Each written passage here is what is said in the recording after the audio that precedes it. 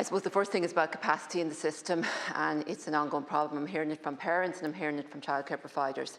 So many parents are contacting me, they can't find somewhere to leave their child, their newborn, when they need to go back to work. One childcare provider I was talking to yesterday said her waiting list at the moment is between 230 and 240 children. 58 of those are under 1. She has capacity to take 3 babies. She said a lot of childcare providers are not even providing childcare for babies. They're not doing a baby room anymore. And it's a huge problem, and we're assuming as well that every mother that gives birth can take the full year off. That's not the case for all mothers. Like when their maternity leave is up, many of them have an option to take unpaid leave, and they do so if they can, but others cannot afford to. So they may need to return to work when their baby is anything from 6 to 9 months old, but they cannot find a place for that child. But even, I'm saying under 1s, but even under 2s, it's a problem as well. And I noted, like even in the building blocks capital programme, it's aimed at extensions to cater for children from 1 to 3. So again, the under 1s are not being catered for at all. And it's just an assumption that every parent will take a full year, and that's, as I said, not the case. I do want to see, more investment in community childcare places. I think that's more important. I know it's private. We need to support both private and community at the moment, but I do think we need to see a much greater move to community childcare in general.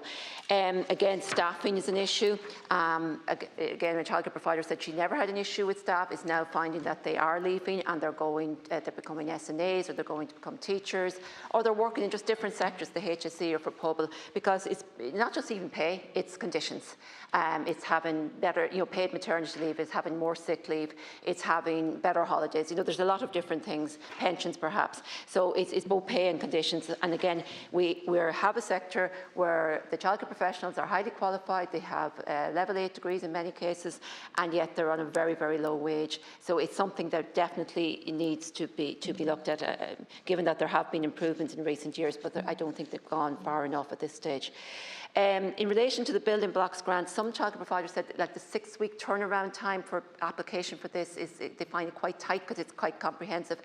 Now it's for an extension or for a new build, to construct a new build or buy a new premises. And again, if planning permission is needed, sometimes they think they may need more time just to make sure they get the grant and that they can get the planning permission required and do the work that's needed. But they said actually looking for quotes, I think they're required to have 5 quotes for builders. Some of them said they're lucky if they get 1. So that's just a reflection of the shortages in the construction sector, and again with tradespeople as well. They're finding it very difficult to get the builders and the tradespeople to actually build extensions or build the new build on to their service. And just there are a number of new childcare services being started, which is very welcome. But I don't know what supports, perhaps you could outline if there are any supports available. I know the Building Blocks Capital Programme is for those already in existence and registered with TUSLA. So it's just if there are supports for new services rather than just existing services, that maybe you would outline what they are.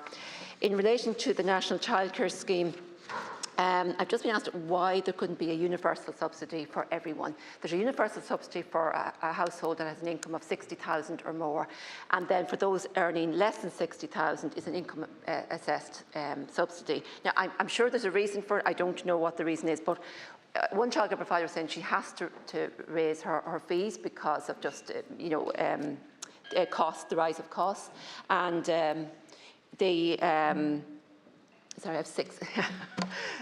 But she said it won't affect the people who are in receipt of the universal subsidy, but it will actually affect those who have the income assessed subsidy. And she says there's almost an assumption that those on the income assessed subsidy are maybe not working and are dependent on social protection and are at home, which is that's not the case. There's lots of parents who are working, lots of mothers who are working in particular, but are working quite low paid jobs, but they are working full-time, and therefore it's having an impact in that they will have to increase the amount that they pay, whereas those on a higher income will not. And it's just, if something, is it possible to ensure that there's a universal subsidy for all parents in this situation? Thank you, Mr.